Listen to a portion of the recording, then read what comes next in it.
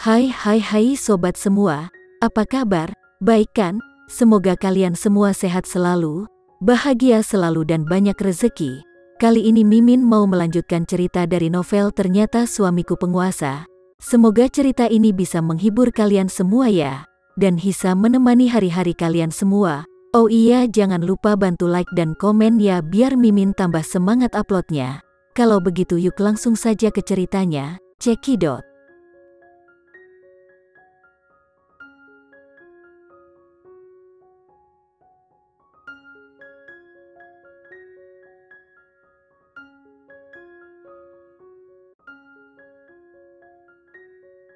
Randy meraih tangan Putri dan menciumnya lagi dan lagi. Putri, tunggu aku selama beberapa hari dengan bayi kita di rumah.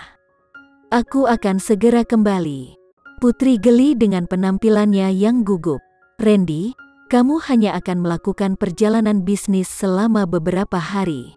Jangan membuatnya tampak seperti kamu akan meninggalkanku seumur hidup, oke?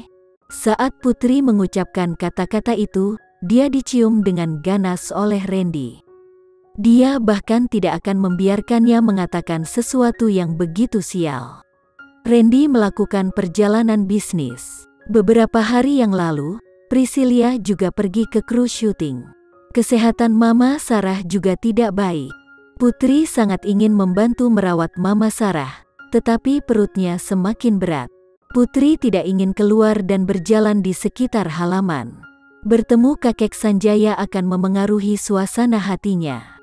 Putri tidak tahu apa yang sedang dikerjakan oleh Lily, tetapi dia mengirim beberapa pesan ke Lily tadi malam, tetapi Lily tidak menjawab. Lebih baik baginya untuk meneleponnya dan bertanya. Putri mengambil ponselnya dan menelepon, tetapi tidak ada yang menjawab. Tidak ada yang menjawab, jadi dia terus menelepon untuk kedua kalinya, ketiga kalinya, hingga keempat kalinya. Suara Leo terdengar melalui telepon. Putri, ada apa? Tiba-tiba mendengar suara Leo, Putri terpaku sejenak dan kemudian berkata, Leo, apakah Lily ada di sana? Aku ingin berbicara dengannya. Lily sedang tidak baik sekarang, kata Leo. Suara Leo sangat rendah, seolah-olah dia mencoba yang terbaik untuk menahan sesuatu.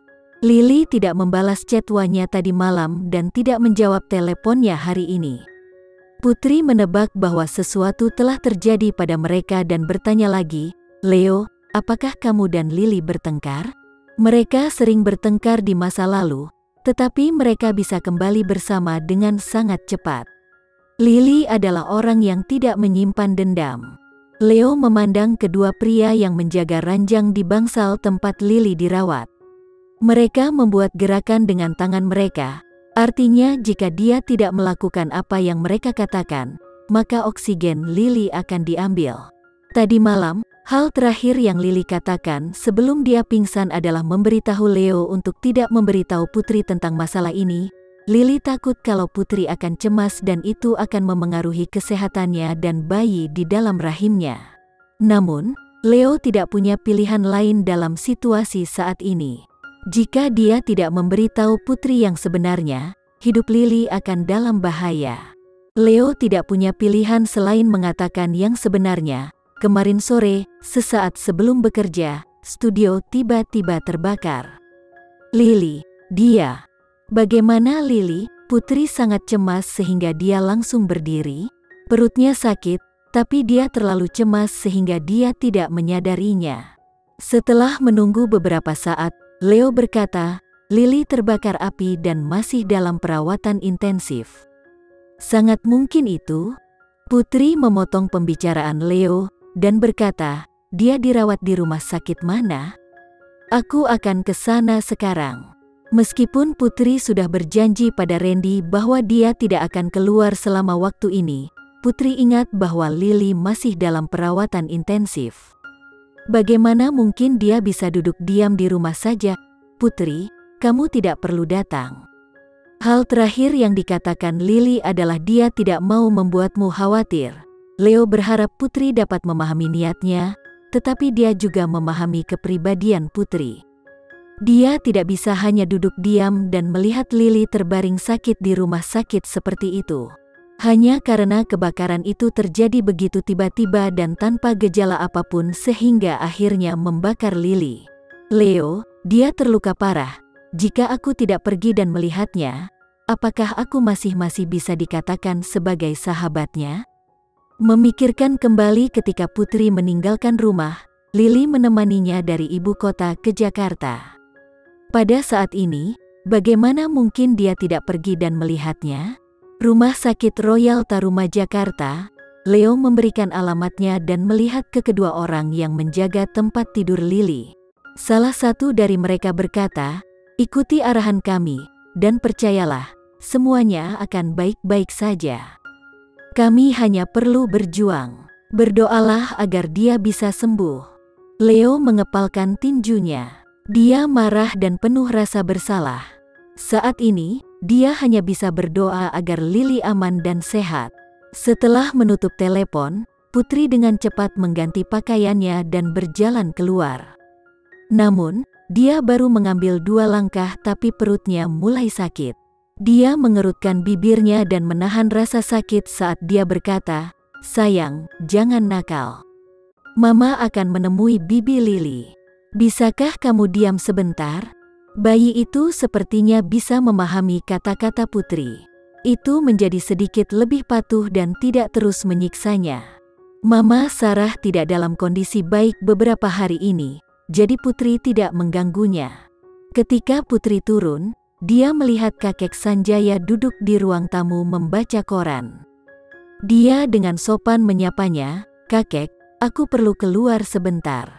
Kakek Sanjaya menatap Putri selama beberapa detik, tertawa, dan berkata dengan ramah, "Hati-hati di jalan, dan pulanglah lebih awal." Senyum di wajah kakek Sanjaya sangat baik, seolah-olah dia telah mengenakan topeng yang dibuat dengan cermat. Putri sangat takut. Dia menemukan senyum di wajah kakek Sanjaya menakutkan, tetapi masih mengangguk dan berkata, "Baiklah." Putri meminta sopir di rumah untuk membawanya ke Rumah Sakit Royal Taruma Jakarta. Putri tidak tahu bahwa bangsal Lily telah dikendalikan. Hanya ketika Leo memberitahu dia tentang situasinya, rumah sakit terus memberikan obat kepada Lily. "Nyonya muda, duduklah dengan benar. Masalah kecil mungkin terjadi nanti, tetapi jangan khawatir, itu tidak akan membahayakan Anda dan anak Anda." Ketika mereka sampai di jalan utama kota, pengemudi melihat Putri di kaca spion dan tiba-tiba mengatakan, "Ini. Maksud kamu apa?" Putri memiliki perasaan gelisah yang samar-samar, tetapi sebelum dia bisa bereaksi, beberapa mobil di sampingnya tiba-tiba menabrak satu sama lain. Mobil yang ditumpanginya tidak tertabrak tapi terjepit di tengah, tidak bisa meloloskan diri. Apa yang sedang terjadi? Putri tanpa sadar melindungi perutnya. Tepat ketika dia selesai berbicara, pintu mobil terbuka dan asisten kakek Sanjaya duduk di sampingnya. "Kamu? Apa yang kamu coba lakukan?" Putri tidak pernah berpikir bahwa asisten kakek Sanjaya akan muncul di sini. Dia tiba-tiba sepertinya mengerti sesuatu, tetapi sudah terlambat, dia sudah jatuh ke dalam perangkap orang itu. Asisten itu berkata, "Anak itu dan kamu hanya bisa melindungi satu orang. Siapa yang bisa kamu lindungi?" Putri mengertakkan gigi dan menatap asisten dengan marah. "Anak ini tidak bisa disakiti, dan aku juga tidak. Aku ingin melindungi anakku dan diriku sendiri." Tuan Sanjaya mengatakan bahwa hanya satu yang bisa dilindungi. Asisten itu tersenyum dingin dan berkata, "Jika kamu bersikeras melindungi dirimu sendiri, maka kami tidak keberatan memukuli anak itu dari perutmu. Mari kita lihat siapa yang berani." Putri diam-diam meraih teleponnya dan ingin diam-diam menelepon Randy. Hanya Randy yang bisa menyelamatkannya dan bayinya sekarang, dan dia tidak bisa mempercayai yang lain. Namun, tepat ketika dia bergerak, asisten itu meraih tangannya dan mengambil telepon itu. Dia kemudian berkata, "Kesempatan ini, kakek Sanjaya telah menunggu selama setengah tahun, dan tidak akan ada kesempatan untuk kedua kalinya." Putri mengertakkan gigi dan memelototi asistennya. "Kamu berani?" Asisten itu berkata, "Saya akan memberi Anda satu kesempatan terakhir. Apakah Anda ingin melindungi anak Anda atau tidak? Putri melihat ponselnya yang telah direnggut. Dia bergegas untuk mengambilnya kembali, tetapi didorong oleh asistennya. Kekuatan asisten itu terlalu besar. Putri didorong begitu keras sehingga pusat gravitasinya menjadi goyah. Tubuhnya jatuh ke belakang dan kepalanya membentur pintu. Rasa sakit membuat matanya berbinar. Dia juga mengerti bahwa alasan mengapa kakek Sanjaya tidak mengambil tindakan selama ini bukan karena dia tidak bisa, tetapi karena dia sedang menunggu waktu yang tepat. Ketika anaknya sudah cukup besar dan Randy tidak di sisinya, maka dia bisa membuat orang melakukan segalanya dengan sempurna. Jika seseorang harus menyalahkan Randy karena kembali setelah itu akan menjadi kesalahan kakek Sanjaya. Namun, Putri masih senang bahwa kakek Sanjaya masih memiliki sedikit kemanusiaan yang tersisa. Dia akan menunggu sampai anak itu berusia hampir 1 bulan untuk mengambil tindakan, setidaknya anaknya akan aman. Putri tidak pernah mengerti mengapa latar belakangnya begitu sulit untuk diterima oleh kakek Sanjaya.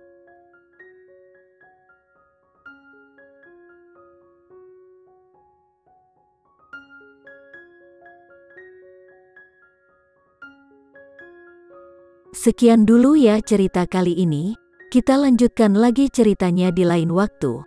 Oh iya, bagaimana menurut kalian? Semoga bisa sedikit menghibur kalian semua. Jangan lupa like, share dan komen ya. Untuk teman-teman yang baru nonton jangan lupa subscribe-nya.